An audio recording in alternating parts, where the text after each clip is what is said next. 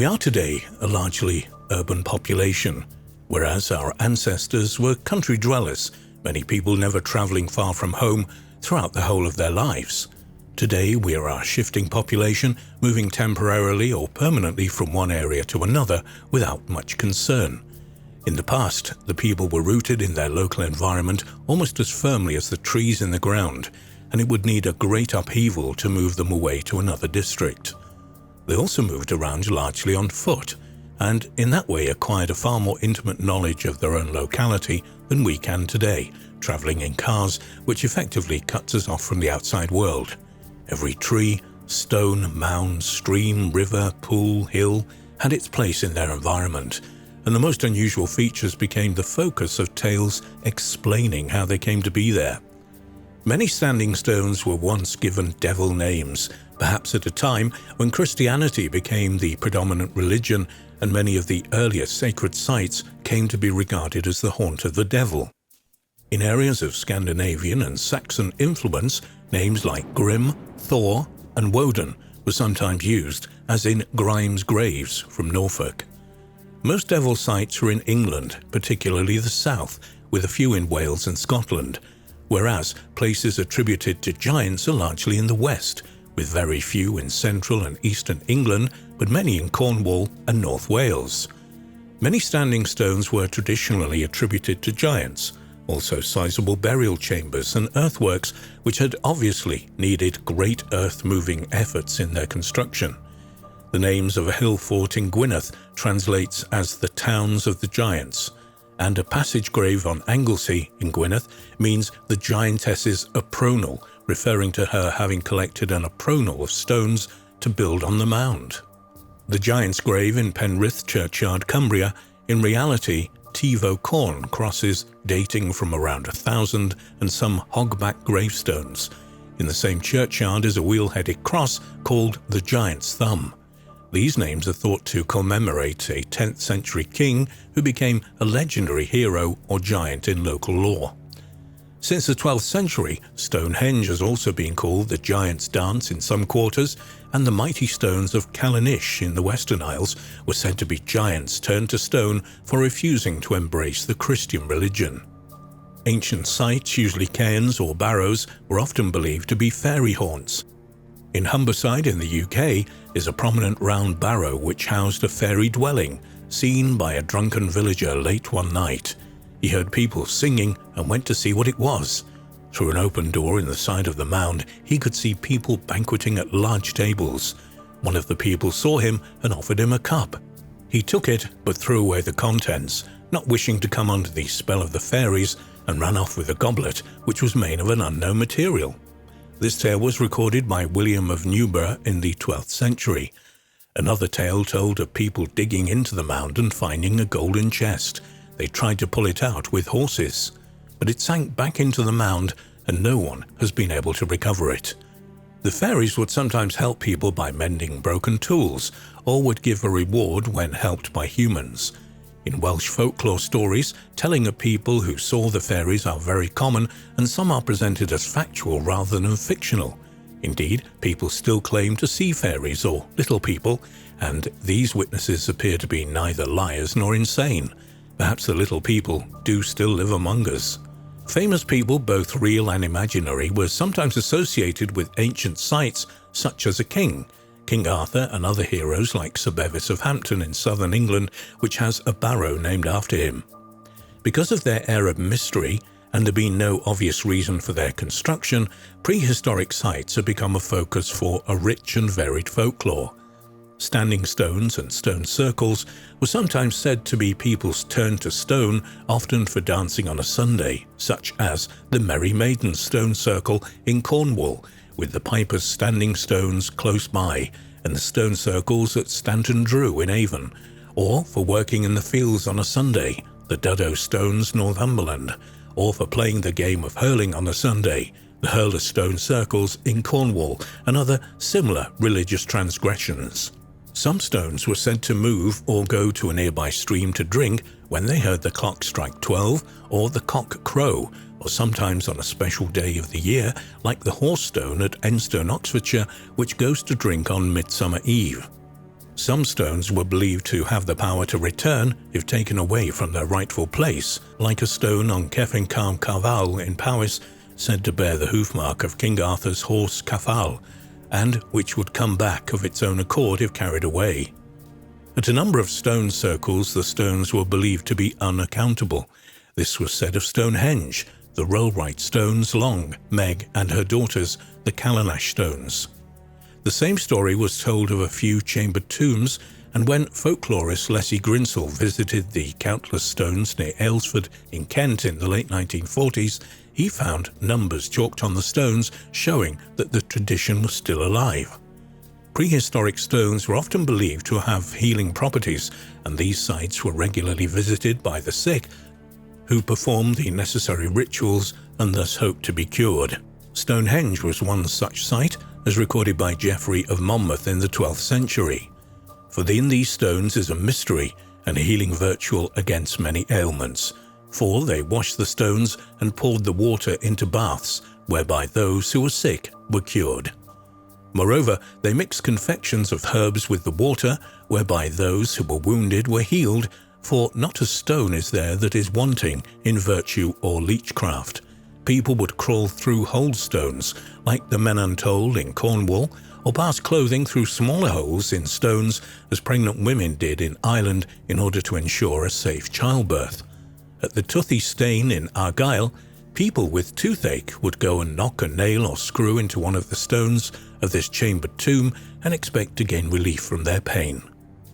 Such practices may have developed as a result of people's awe at these strange monuments, but there are other customs which strongly suggest that the rituals originally performed at prehistoric sites had been handed down through the generations, although in a greatly degenerate form.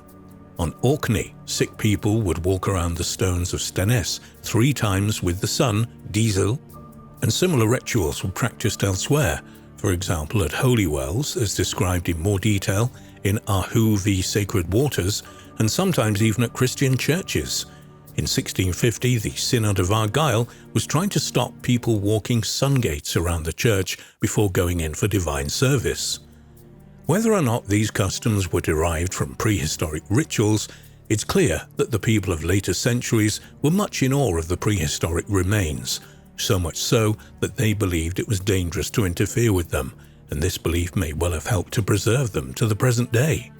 Anyone digging in a barrow could expect retribution of some kind, and it often came in the form of a thunderstorm or a ghost or ill health or bad luck thereafter following the offender and his family. In 1859, a farmer on the Isle of Man opened a barrow on his land and then sacrificed a heifer in order to prevent the retribution which he clearly expected. Apart from prehistoric sites, other landscape features were also rich in folklore, such as hills and bridges, and the law even extended offshore, in those areas where the sea has in previous centuries inundated the land. This has happened within living memory at Dunwich on the Suffolk coast, and indeed is still happening. The church bells are said to be heard ringing from time to time from beneath the waves. Off the west and north coasts of Wales are said to be areas where the sea has drowned the land. A fertile stretch of land 40 miles long between the Teivi and Bardsley Island, which was defended by the sea by an embankment and sluices. According to the legend, one night in the 5th century, when the keeper of the embankment was drunk, he left the sluices open and the sea broke through, and only a few inhabitants of the 16 cities survived. When the sea is still, it is said that the remains of buildings can be seen through the clear water, and in rough weather the church bells can be heard. The most famous of these sunken lands is of course Lyonesse, said to have extended west from Cornwall as far as the Scilly Isles. It was drowned by the sea in an immense cataclysm in the distant past, a few projecting rocks being all that can now be seen above the surface. The Cornish coast at Lanks End, there once only lay the legendary land of Lyonesse.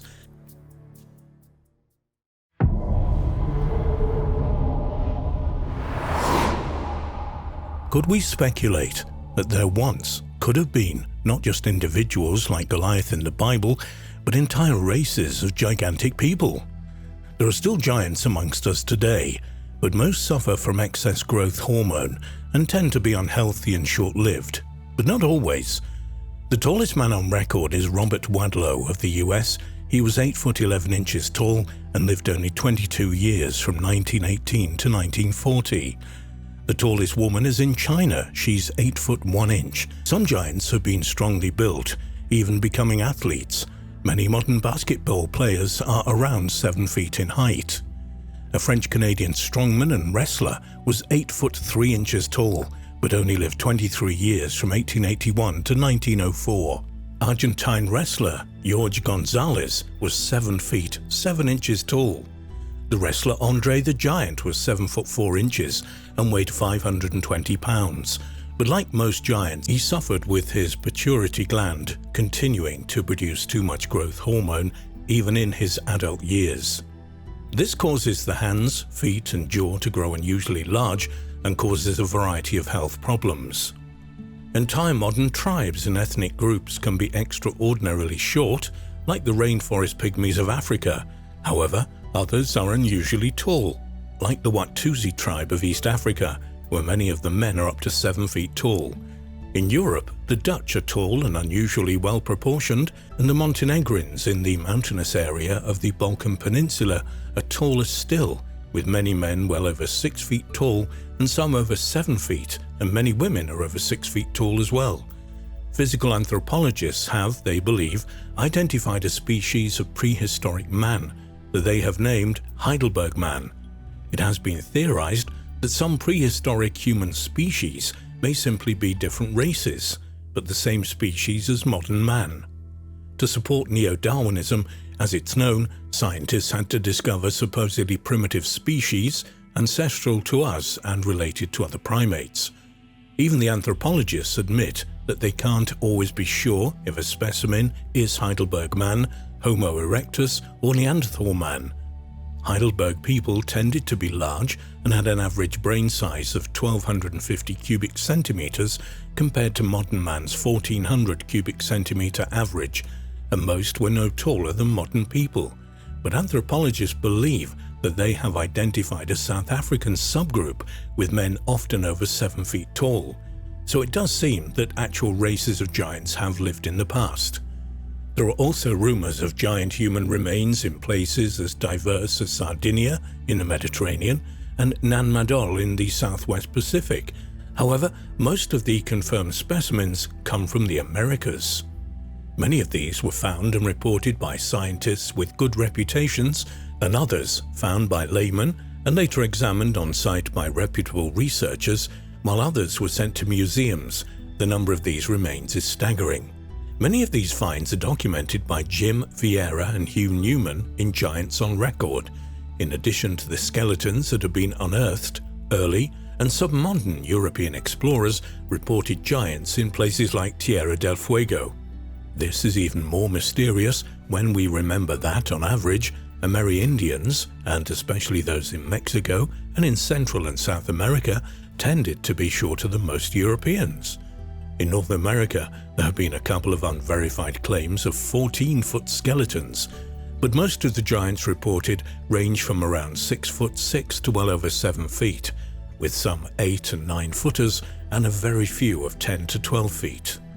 They have been found everywhere, and many of these were found in the mounds built by several ancient Amerindian civilizations, but most were in the eastern and southeastern United States and along the Mississippi and Ohio river valleys. Vieira and Newman have documented some 1,000 finds in the US and 500 more in other parts of the world. In addition to the finds and the reports of early explorers, many of the Amerindians had legends of giants. The Cherokee, for example, told of peaceful giants who came from somewhere in the west and lived among them for a time. There were also tales from Nevada of red-haired giants whom they wiped out, and there are unverified claims by European settlers in the region of skeletons up to 9.5 feet tall. In 1519, Spanish explorer Alonso Alvarez de Pineda reported entire villages of living giants near the mouth of the Mississippi. Magellan and Sir Francis Drake both reported giants up to 7.5 feet tall in Patagonia. An image of Dr. Frederick Cook in Patagonia in 1897 shows the 5'9" tall explorer flanked by two Patagonian men about 6'10" tall. An estimated 7-foot human skeleton was found in Ohio's mysterious Serpent Mound, located in what remains of an ancient asteroid crater. Giant tools and weapons have been found in other Ohio mounds, although skeptics claim that they were merely ceremonial. This may or may not be true, but some of them allegedly show signs of wear, as if they had actually been used by people of great strength. There were also claims of an 11-foot skeleton in Michigan, found in 1894, and a 10-footer in Akron, Ohio in 1899. Elongated skulls were formed in Virginia. In 1937, researchers found a skull with a 2,100 cubic centimeter brain capacity in Virginia. Even the Smithsonian Annual Report of 1873 admitted the discovery of a 36-inch diameter human skull in Illinois. Many of the giant skeletons had unusually thick bones, which, as many have pointed out, would have been necessary for true giants to be strong and healthy.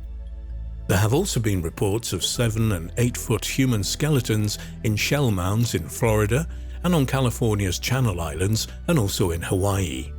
Archaeologist Byron Cummings of the University of Arizona reported 7-footers found in Sonora, Mexico in 1934. Some, but not all of the giant skulls had double rows of teeth. It's not hard to figure out that this would confer no benefits, but in fact be a harmful mutation, likely to encourage tooth decay. In 1903, the curator of the Division of Physical Anthropology was a member of the racist eugenics movement, and for years refused to consider that anyone had lived in the Americas before 2000 BP, before the present. To his credit, though, he eventually accepted the evidence that Folsom Spear points dated back to 10,000 BC or earlier. Another institution, the Rockefeller Foundation, was involved in archaeological digs and the study of prehistoric people, but its officials admitted that their main goal was to learn how to control people. The same can be said of the Carnegie Institution, controlled by dogmatic proponents of neo-Darwinism. Many have heard the story of geologist Virginia Steen McIntyre, who dared to date Mexican stone tools at 250 to 300,000 BP. Her career was ruined and her conclusions never taken seriously. The University of California at Berkeley tried to stop the broadcasting of the NBC special The Mysterious Origins of Man, and would not allow researcher Michael Cremo to see apparently very ancient artifacts from California which they kept hidden from the public. But if there were one or more actual races of giants in prehistoric times, where did they come from? Certainly multiple races would likely have originated from multiple points of origin, and since giants seem to have been most numerous in the Americas, it's possible that some of them originated here. But there is something else. Plato never comments on the size or the physical appearance of the Atlanteans. Could at least some of them have been giants? Could Atlantis have been an empire of people living on many islands in and around the Atlantic and Caribbean, as well as some colonies on the mainland of North and South America, and perhaps southwest Spain and parts of North Africa? Were their scattered homelands submerged by the rise in sea levels at the end of the last ice age? In North America, the mound builder cultures seem to have originated near the mouth of the Mississippi and spread northeast and west along that river and its tributaries, mainly the Ohio River. Meanwhile, a somewhat similar culture is now known to have existed in Amazonia and other parts of tropical South America, also building mounds as well as roads and canals. They even traded with the people of Mexico, supplying them with the mica geologists have identified its South American origin used in their pyramids and temples. So could both the mound builder and the Amazonian cultures have come from the Atlantis, with survivors settling the coasts and traveling up the river systems? Could they have been giants? Did they teach the arts of civilization to people already in the Americas and perhaps dominate some tribes? We can speculate, but much remains a mystery. The reason for all this secrecy concerning various giants that once lived on Earth could simply be that it would cause academics to readdress Darwin's theory of evolution and put us back in the questionable corner, where did we come from? After all, there are even debates in regards to how long modern man has actually been around on Earth.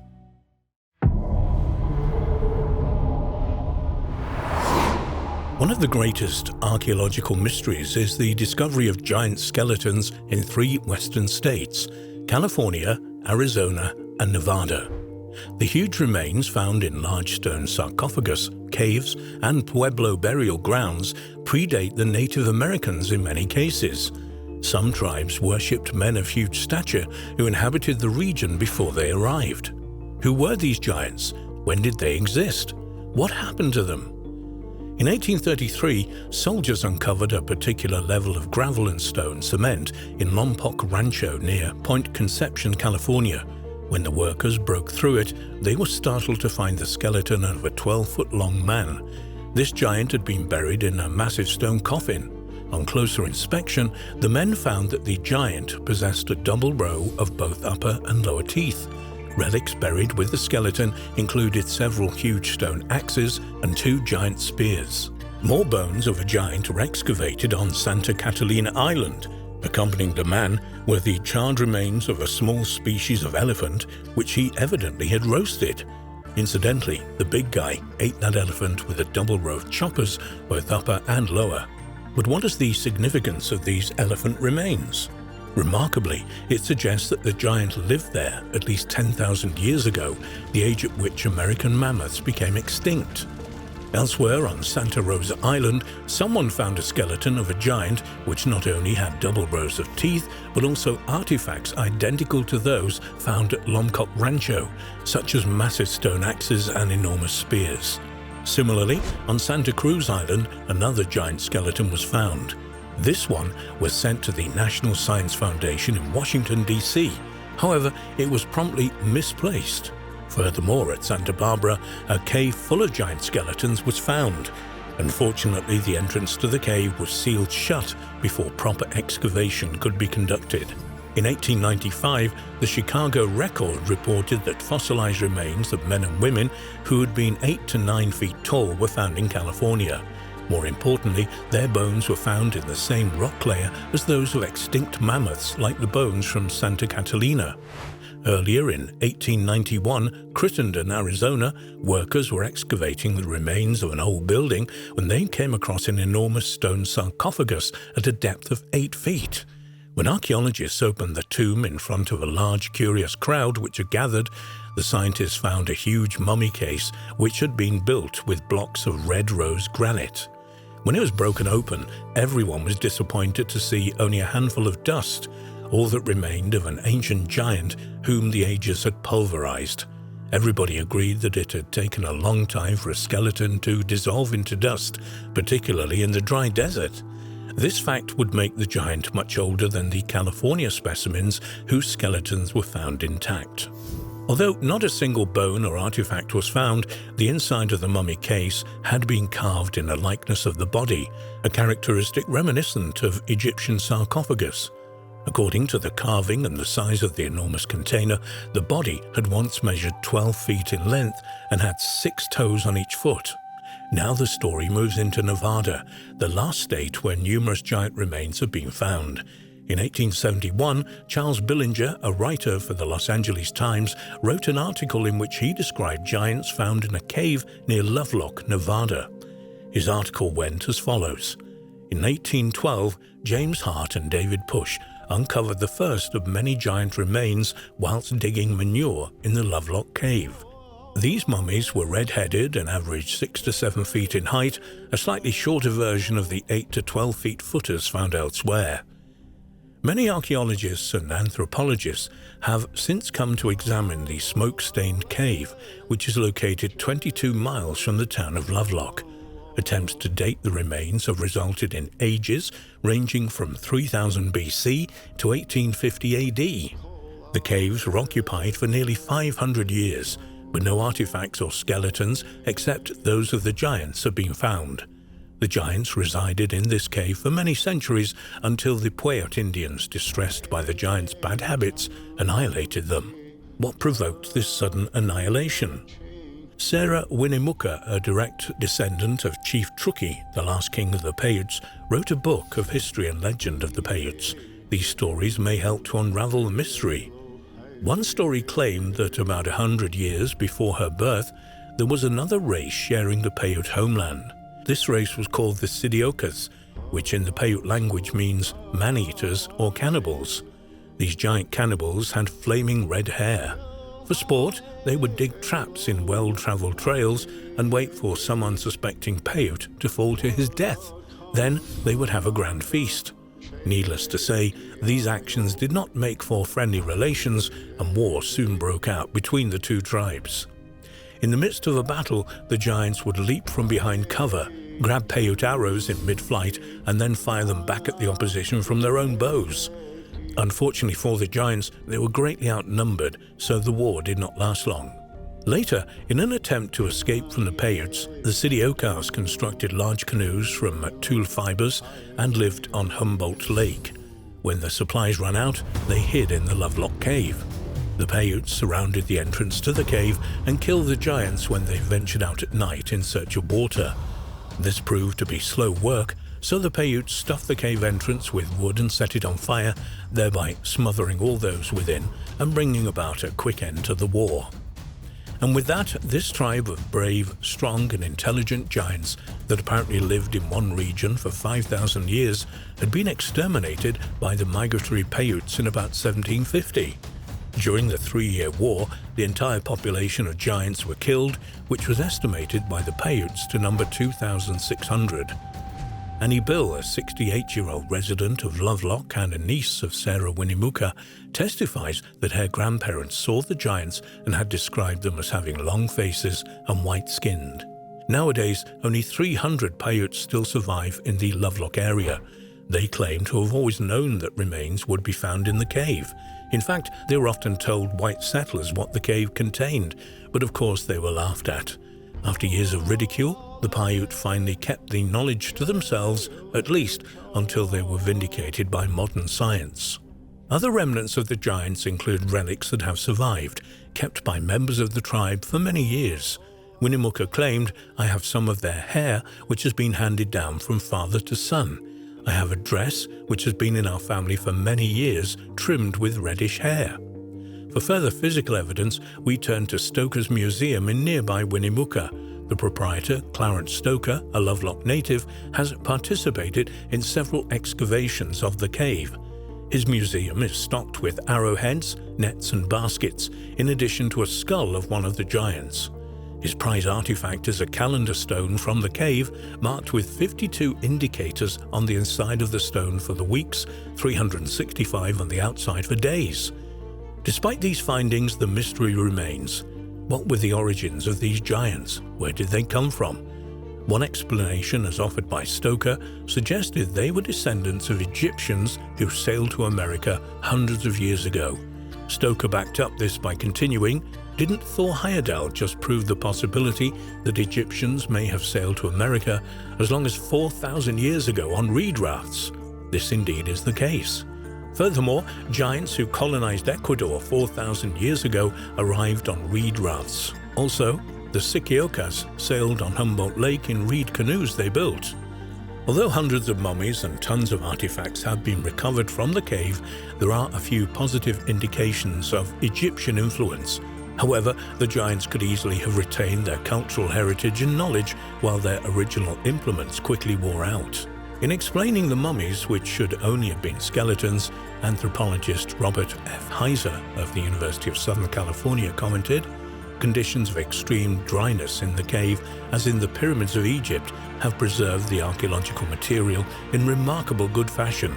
In fairness, it should be stated that Mr. Heiser did not infer a connection between Egypt and the Lovelock giants, but only a slight comparison. It seems the mystery of the giants will continue.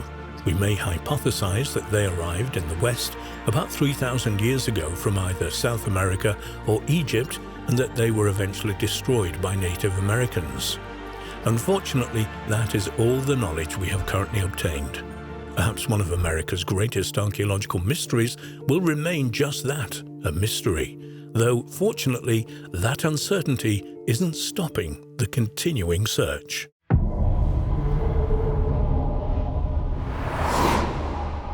The Bible contains many stories of races of giants which once existed on Earth. Giants also appear in one form or another in the folklore, myths and legends of most countries. Additionally, there are recent cases of the actual remains of giants being discovered, like the Cardiff giant of New York, and the bones of 8-foot-tall prehistoric beings discovered in West Virginia, which suggest to some that a race of giants may once have roamed the Earth. Giants in myth and on Earth. In ancient myths, giants are often seen as ancestors to the gods, but also their unrelenting enemies who are ultimately defeated by them. The folklore of ancient places has many associations with supernatural creatures who may once have been worshipped as gods. Ancient tombs and stone circles are often said to be inhabited by fairies, built by giants or the devil, haunted by ghosts, guarded by dragons, visited by spectral black dogs, or cursed by witches. Although scientists believe these giants of myth and legend who grow to 20 feet or more have no basis in reality, one or two researchers believe that a race of giants may once have existed on Earth. According to science, some extraordinary exceptions amongst Homo sapiens have existed. They are usually the result of hormonal disorders, and there is no evidence that hominins ever got taller than we are today. The tallest person ever measured was Robert Wadlow, also known as the Alton Giant and the Giant of Illinois, who stood 8 feet 11 inches tall. Wadlow died at the age of just 22 in 1940. An early death is common for those suffering from giantism, as their weight and size puts constant strain on the heart and skeletal system. Giants in America. Apparent evidence of giants in America has a long history. The Massachusetts Puritan minister Cotton Mather believed that mastodon fossils found near Albany, New York in 1705 were those of giants who had died in Noah's flood. He wrote, "The giants that once groaned under the waters are now under the earth, and their dead bones are lively proofs of the Mosaic history." Almost 100 years later, Connecticut farmer Pliny Moody discovered large three-toed tracks in a sandstone ridge on his land. The local pastor told him they were made by Noah's raven, which had rested on that ledge and probably slept there before resuming the dangerous journey back to the ark. The same ministers later reasoned that dinosaur bones found locally were probably the remains of giant humans. During the period from the late 1800s all the way up to the 1990s, there were over 1,000 reports of giant-sized human skeleton remains being discovered across North America. Old reports were discovered, particularly from New England, of giant skeletons being unearthed from Native American burial mounds, which supposedly ranged in length from 7 to 10 feet tall. But the most famous of all American giants is the Cardiff giant. The discovery of the Cardiff giant. On the 16th of October 1869, two labourers, Gideon Emmons and Henry Nichols, were digging a well behind the barn of William C. Newell in Cardiff, New York, when they hit a solid object 3 feet down. After further digging and clearing away the soil, the pair unearthed a 10-foot-tall petrified man. News of the extraordinary discovery soon spread, and people came from far and wide to see the giant, which was displayed under a tent set up by landowner Newell, who charged 50 cents for admission. During the first week alone, around 2,500 people came to visit the strange exhibition. The area around Cardiff was known for its fossil deposits, so initially it was thought that the giant could have been an ancient ancestor of the local Onondaga people, who had perhaps been petrified by the waters of a nearby swamp. Whatever it was, the Cardiff giant caused wonder and excitement in all who saw it. Scholar Michael Petit writes, "Many spectators understood the giant within the framework of wonder, in which extraordinary objects that seemed to transcend the laws of nature were valued and deemed authentic for precisely that reason. Across the social spectrum, from farmers who paid 50 cents to view the statue where it lay, to the transcendentalist philosopher Ralph Waldo Emerson, who viewed the giant at an exhibition in Boston, expressions of wonder were heard." Even the experts were impressed by the discovery, though most believed it was an ancient statue rather than a petrified man. New York State geologist James Hall and Rochester University professor Henry Ward believed this to be the case, with Hall describing it as the most remarkable object yet brought to light in our country. Soon afterwards, Newell thought it best to cash in on all the publicity and sold a 3/4 stake in the giant to a syndicate of businessmen led by David Hannum, receiving a payment of $23,000, about $500,000 in today's money. On the 5th of November 1869, the syndicate had the giant dug up and shipped to Syracuse. The pair then took the giant on the road and exhibited it to thousands of paying spectators in Syracuse and Albany. But all this added publicity brought some unwanted attention for the owners. A mining engineer who saw the giant close up remarked that the gypsum it appeared to be made from would have deteriorated quickly in the wet soil of Newell's farm.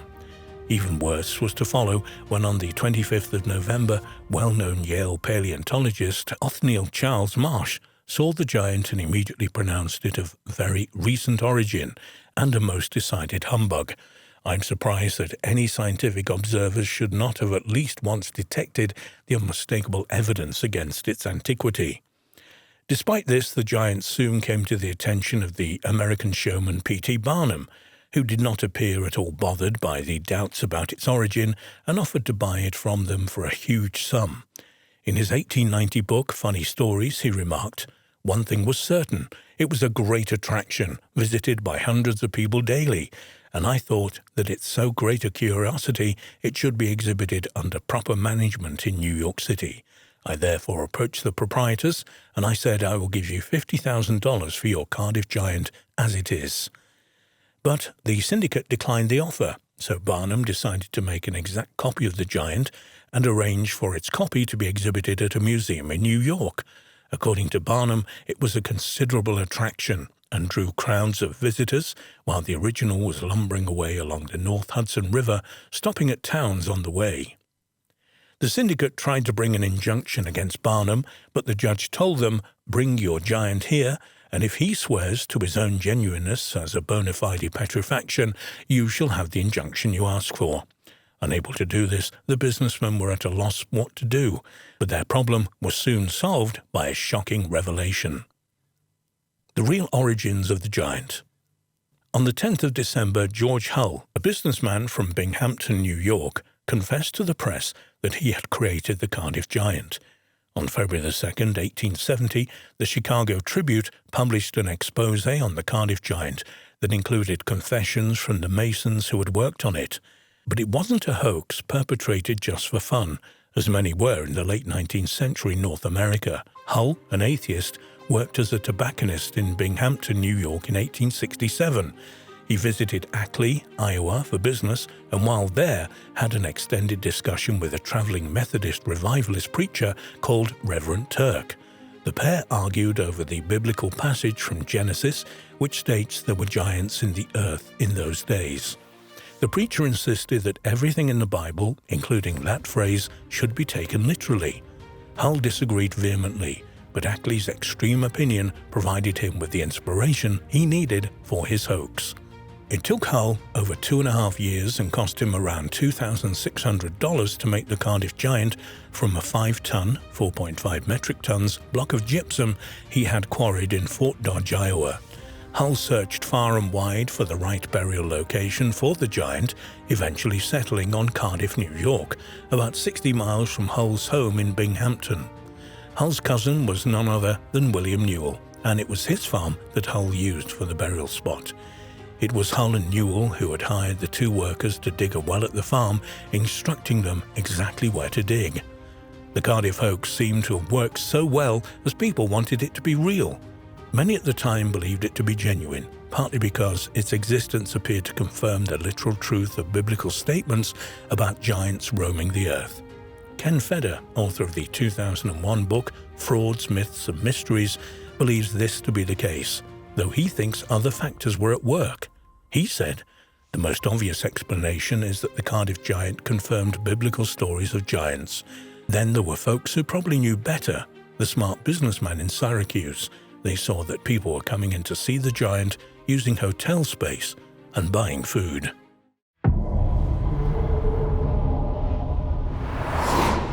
Does the mythology of the Wandjina tribes in Australia offer proof of the ancient astronaut theory? Creation stories about sky beings from the clouds and cave paintings that look like typical grey aliens of our modern world have some people convinced this is very much the case. Could there be more truth to the notion that extraterrestrials landed in what we recognise today as Australia and sparked the Wandjina tribes? And were these extraterrestrials the gods in the creation stories and myths of these indigenous people? The three Wandjina tribes, the Wurrara, the Nagarinyin, and the Wunnabul, had a history that went back thousands and thousands of years and was one that was uncontaminated by the outside world until the late 18th century, when the arrival of European explorers on the shores of Australia occurred. And perhaps because of this, the creation stories and legends of the Wandjina are particularly thought-provoking. Without a doubt, one of the most compelling reasons to contemplate whether the tribe's roots go back to extraterrestrial contact in ancient times is some of the cave paintings that reside in the Western Kimberley region of northwestern Australia. This artwork is said to date back at least 4,000 years, if not earlier. The similarities between these figures painted somewhere around 2000 BC are undeniably similar to how we would perceive a grey alien being in the modern world. They clearly depict, for example, a head larger than their frame would suggest, as well as a pale, white-grey skin and larger black eyes. Did creatures such as these visit the ancestors of the Wandjina tribe thousands of years ago? While the depictions could be nothing but coincidence, we have to accept that these ancient people would have drawn exactly what they saw. Were the people drawing what we would recognize as a grey alien in the modern world? We should note that perhaps researchers as well as members of the Wandjina people themselves reject the notion that these cave paintings represent alien entities and instead claim they are simply representations of nature and the natural world their ancestors were surrounded with. It isn't merely the artwork, however. Many of their creation stories are similarly thought-provoking. For example, the first Wandjina people were said to be sky beings or spirits from the clouds who came to Earth from elsewhere in the Milky Way. Ultimately, they created Earth and all life, both animal and plant life, before eventually returning to their cosmic home elsewhere in the galaxy. Before leaving, though, they would teach humans the secrets of the arts, science, astronomy, and agriculture. Clearly, all of these aspects of the creation stories of the Wandjina people resonate almost perfectly with multiple other civilizations from around the world. Could this suggest that the legends of the Anunnaki, extraterrestrials who came to Earth millions of years ago, are the origins of these multiple creation stories, each one spawned as these alien colonizers spread ever outward, bringing their teachings to those who they found on the way? With these suggestions of alien connections to the Wandjina people, it's probably worth examining the legends of the supreme deity Jama and his apparent use of a flying machine. For example, in one location where this advanced vehicle arrived and left from, there was a baldness of the surrounding rock and trees that had severely damaged bark. What's more, when this vehicle came and went, it brought with it a monstrously loud noise. It's clear even to a skeptic that from a modern perspective, this could very well be describing a nuts and bolts aircraft, and a highly advanced one at that. And it's also worth recalling that multiple other cultures and civilizations around the world have similar legends of entities arriving from the sky in vehicles, or sometimes depicted as animals that make a brilliant noise upon arrival and whose flames often cause damage to the ground when arriving and leaving. It's also of interest to note that many UFO reports from Australia today feature the detail of a particularly loud noise when they're viewed. Might this suggest that whatever extraterrestrial presence was in this part of the world thousands of years ago still be here today? Could it be, for reasons unknown to us, that Australia is of particular interest and importance to these extraterrestrial visitors, maybe for its location or resources perhaps? It's also worth mentioning the Black Mountains that reside directly east, almost in a straight line on the other side of the country. Not only do these multiple black slabs make up the mountains there, slabs that could very well be the ruined remains of an ancient spaceport, but many pilots who fly over the region experience multiple issues with their navigation equipment. Might these ancient mountains be a further testament to an extraterrestrial presence in Australia in the distant past? What is of further interest to those who believe ancient extraterrestrial contact with the ancestors of the Wandjina people is more reality than myth are recent archaeological discoveries that would appear to corroborate at least certain Wandjina legends. Perhaps the best example would be the discovery of the remains of megafauna in the region. This matches very well the accounts of extraordinary large mammals in the Wandjina legends that state once shared the land with them. What's more, while mainstream scholars suggest that the northwestern parts of Australia were likely populated as far back as 60,000 years ago, the result of migrating peoples from Africa, the remains of objects at some sites in the region, suggest an origin that goes much further back to around 175,000 years at the very least. In fact, some researchers have suggested dates even earlier than that. With this in mind, we should also turn our attention to the work of Professors Alan Wilson and Rebecca Kane. In their paper, The Recent African Genesis of Humans, they would conclude that all human life could be traced back to the African continent somewhere around 200,000 years ago. However, not long after releasing the paper, they would publicly declare they had been wrong in their original conclusions and that their most recent findings suggested that the origins of Homo sapiens go much further back than people had previously thought, sometime around 400,000 years ago. And what's more, these origins began with the Aborigine people of Australia, who arose from two distinctive lineages. Even more conclusive, as far as Wilson and Kane were concerned, is that proof of these origins was not present in just one or two locations, but in at least 10 different sites. There is much to contemplate from Wilson and Kane's conclusions and how it might tie in with the creation stories of not only the Wandjina people, but also others around the world, all of which would appear to stem from one original source, those of the Anunnaki. If we accept that the Anunnaki, as the legends state, created humans by mixing their DNA with the most prominent humanoid on the Earth to create a worker race, might that genetic manipulation program have taken place in what is today Australia? Might Australia essentially have been the Garden of Eden of biblical myth? It is certainly an intriguing speculation. Could Australia have much more of an active involvement in these potential events of the distant past than many might have thought? Was there a possible Anunnaki presence here in this part of the world, and might it be they who influenced the guided of the Wandjina ancestors of the Wandjina tribes? Could the origins of the Wandjina really be extraterrestrial in nature? And do many cave paintings in the northwestern regions of Australia look like grey alien beings, because that is exactly what they are? And might these grey aliens and the Anunnaki be one of the same? And if this is true, what does it mean for other similar creation stories around the world, as well as world history in general? Might such seemingly crazy notions of an extraterrestrial race coming to Earth thousands of years ago and then spawning a global human civilization, one that would in turn spawn the many civilizations of our ancient times, have more accuracy and truth to them than most would even dare to believe?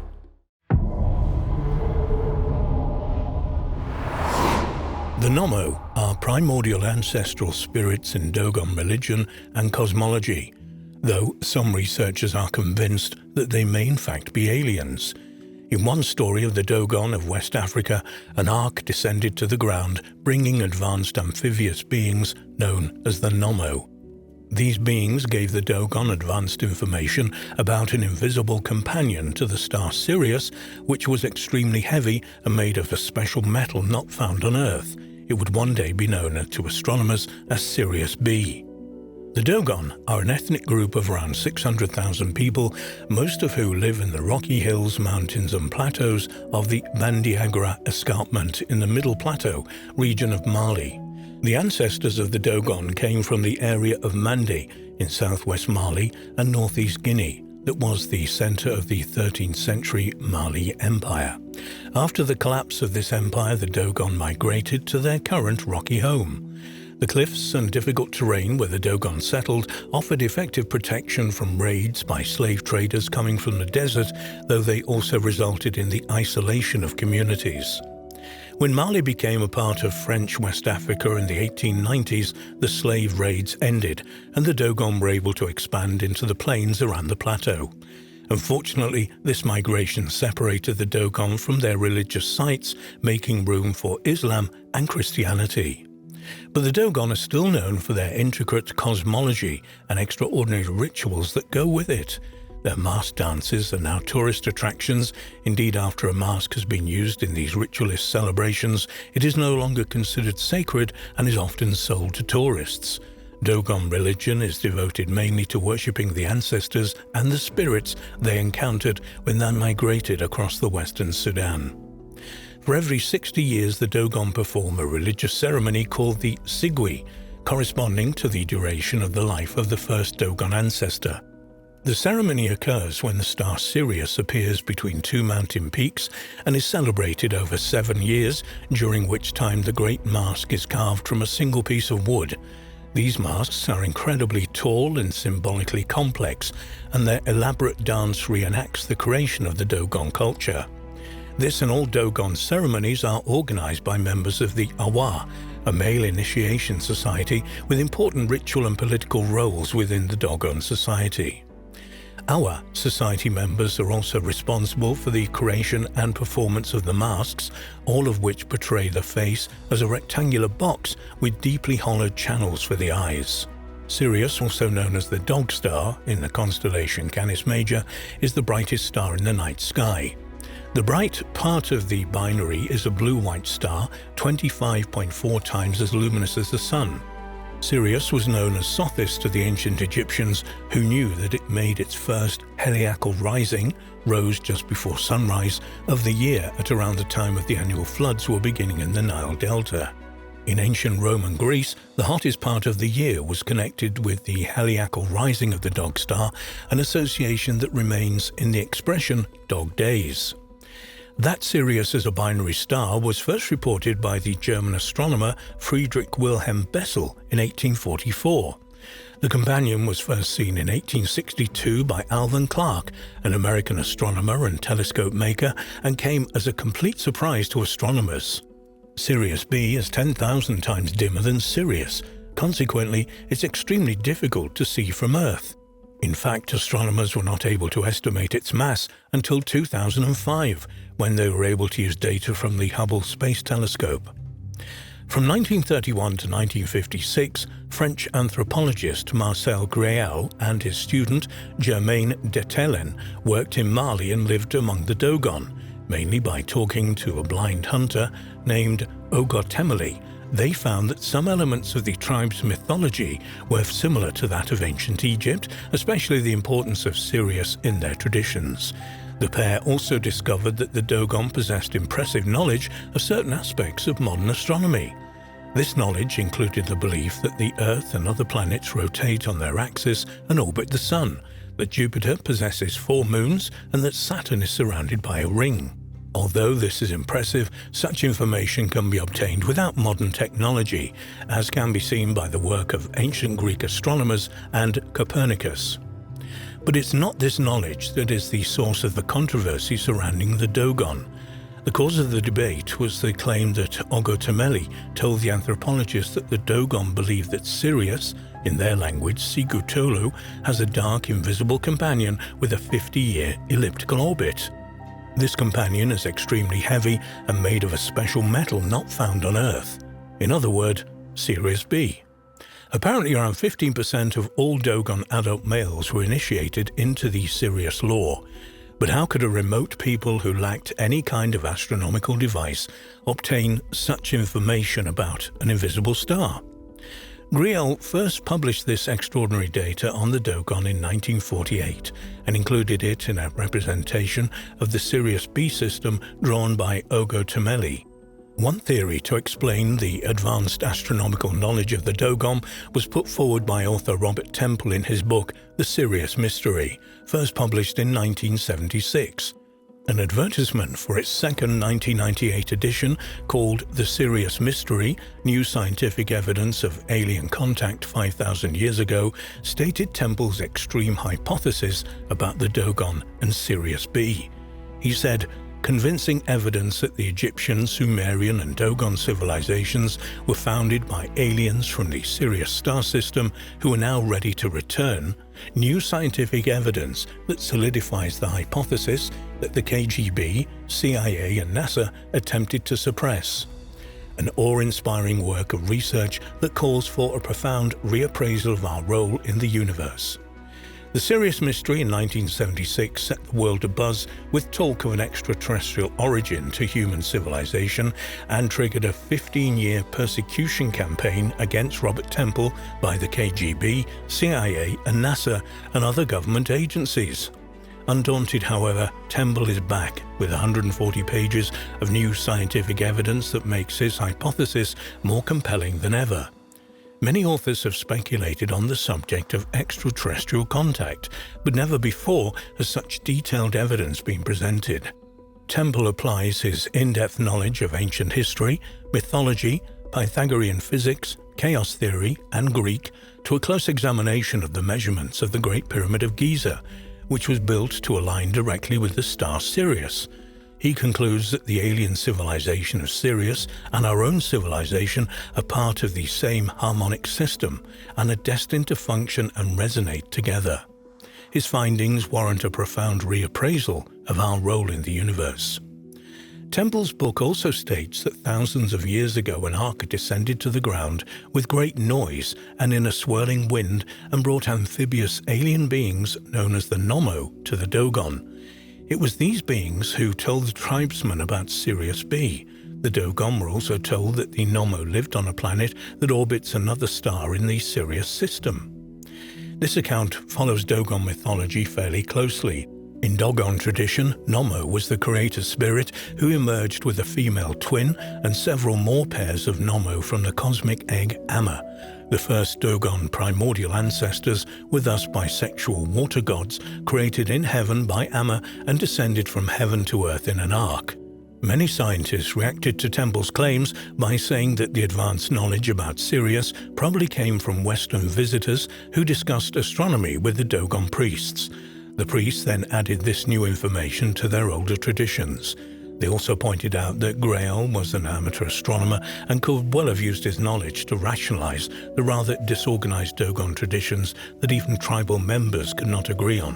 In 1995, two French researchers, Daniel Benest and J.L. Duvent, had an article published in the journal Astronomy and Astrophysics entitled "Is Sirius a Triple Star?", which suggested that there was a small third star in the Sirius system. They believe the star may be a type known as a red dwarf and probably has only about 0.5 the mass of Sirius B. Some researchers have wondered, could this newly discovered star be the home of the Nommo?